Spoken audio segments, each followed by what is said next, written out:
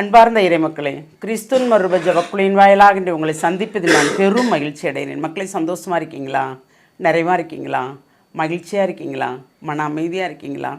மக்களே, ஜபத்திலையும் தபத்திலையும் நாம் எப்பொழுதும் இணைந்து நடக்கும்போது எல்லாமே நிறைவாக இருக்கும். ஒவ்வொரு நாளும் இறைவார்த்தையின் மூலம் நம்மளை தேற்றுகிறார், திடப்படுத்துகிறார். இன்று அவர் நமக்கு என்ன இறைவார்த்தை தருகிறார் பார்ப்போமா?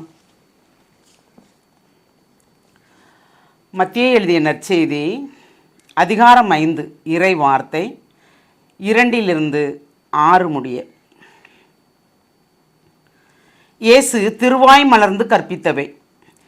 ஏழையரின் உள்ளத்தோர் பேறு பெற்றோர், ஏனெனில் விண்ணரசு அவர்களுக்கு உரியது.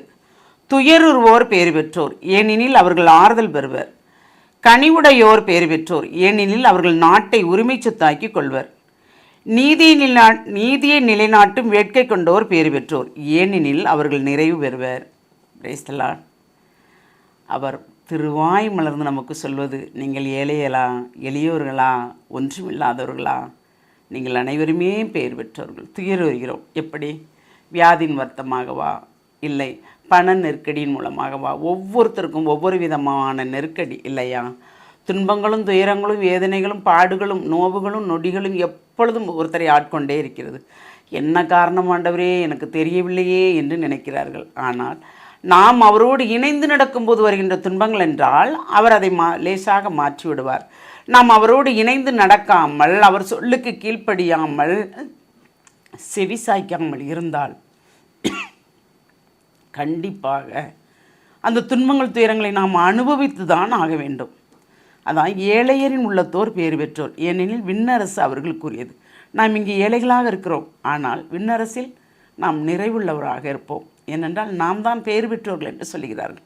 நம்ம ஒன்றுமில்லை, பொண்ணுமில்லை, பொருளுமில்லை, ஒன்றுமில்லை. அவர் தந்தாதான் நமக்கு எல்லாமே இல்லையா? எப்படி தருவார் என்பது நமக்கு தெரியாது. ஆனால் அவர் அன்றாட நம்மளை வழிநடத்துவதே தேவ சித்தத்தில் தான் இல்லையா? துயருவோர் பேறு பெற்றில், ஏனெனில் அவர்கள் ஆறுதல் பெறுவர். அதாவது நாம் அவரோடு இணைந்து நடக்கும்போது துயர் வருகிறோம் என்றால் கண்டிப்பாக நமக்கு ஆறுதல் உண்டு.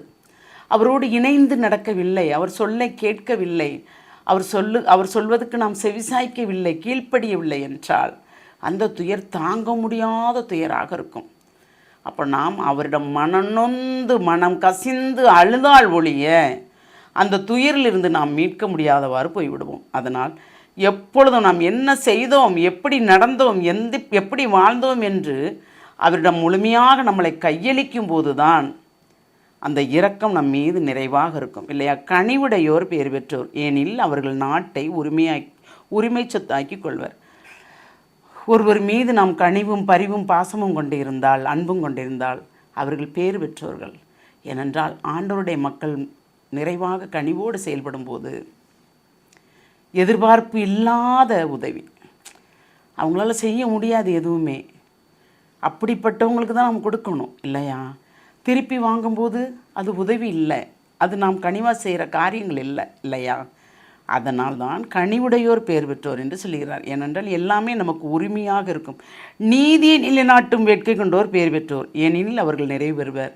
எந்த இடத்துல என்ன நடந்தாலும் இறை சித்தத்தின்படி நாம் பேசுவது தான் நிறைவு. ஆள் பார்த்து அல்ல, பணம் படைத்தவர்கள் பார்த்து அல்ல, ஏழை எளியவர்களுக்கு பார்த்து அல்ல, எல்லாமே ஒரே சொல்லாக இருக்கணும். எதை பார்த்தோம், எதை கேட்டோம், அதை மட்டுமே சொல்வோம், கூட்டி குறைச்சி இல்லாமல். சில இடங்கள் நாம் விவேகமற்று நடந்து கொள்வோம், சில இடங்கள் விவேகமாக நடந்து கொள்வோம். பொதுவாகவே நாம் விவேகமாக நடக்கும்போது தான் நமக்கு எல்லாமே நிறைவாக இருக்கும் இல்லையா? அந்த நிறைவு தான் ஆண்டவர் நமக்கு தருகின்ற ஒவ்வொரு வார்த்தையிலையும் வர வேண்டும். அந்த நிறைவு தான் நாம் பெற்றுக்கொள்ள வேண்டும். அந்த நிறைவை கேட்போமா? தாயும் தந்தையுமான இறைவா, ஆமாண்டவரே, நீர் சொன்னது போல் நாங்கள் ஏழைகள் தான் ஆண்டவரே, எளியவர்கள் தான் ஆண்டவரே.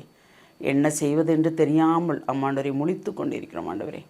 மருத்துவ செலவு எப்படி வரும், எந்த நிலையில் வரும் என்று எங்களுக்கு தெரியவில்லை. அந்த மாதிரி உழைப்பில்லை, ஒன்றுமே இல்லை ஆண்டவரே, ஆனால் செலவு நிறைவாக இருக்கிறது. என்ன செய்ய போகிறோம் என்று இருக்கிறோம், ஆனால் உம்மிடம் விட்டுவிட்டோம் ஆண்டவரே.